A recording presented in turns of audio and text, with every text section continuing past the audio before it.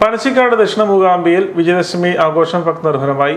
അക്ഷരദേവതയായ സരസ്വതി ദേവിക്ക് മുമ്പിൽ ആദ്യാക്ഷരം കുറിച്ച് അക്ഷരമധുരം നുകരാൻ ആയിരങ്ങളാണ് പനച്ചിക്കാട് ക്ഷേത്രത്തിലെത്തിയത്.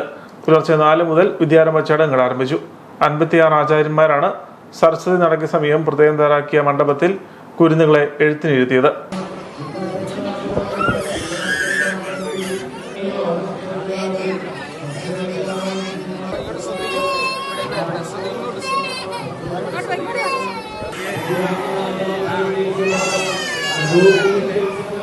നാവിൽ ഹരിശ്രീ കുറിച്ച് അക്ഷരദേവതയുടെ അനുഗ്രഹം നേടാൻ രക്ഷിതാക്കൾക്കൊപ്പം കുരുന്നുകളെത്തി.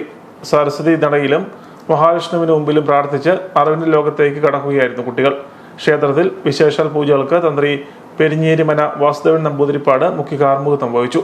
ദേവസ്വം മാനേജർ കരുനാട്ടില്ലം KN നാരായണൻ നമ്പൂതിരി, ഊരാൺമ യോഗം president Kaimukkillam KN Vasudevan Namboothiri, secretary Kaimukkillam KN Narayanan Namboothiri, Devaswom assistant manager KV Sreekumar തുടങ്ങിയവർ ചടങ്ങുകളിൽ സഹകാർമ്മികരായിരുന്നു. കലാമണ്ഡപത്തിൽ കോഴിക്കോട് പ്രശാന്ത് വർമ്മയുടെ നാമസങ്കീർത്തന ലഹരിയും സംഗീത നൃത്ത കലകളുടെ അവതരണവും നടന്നു. ക്ഷേത്രത്തിലെത്തിയ ഭക്തസഹസ്രങ്ങൾക്കായി വിപുലമായ ക്രമീകരണങ്ങളാണ് ഏർപ്പെടുത്തിയിരുന്നത്.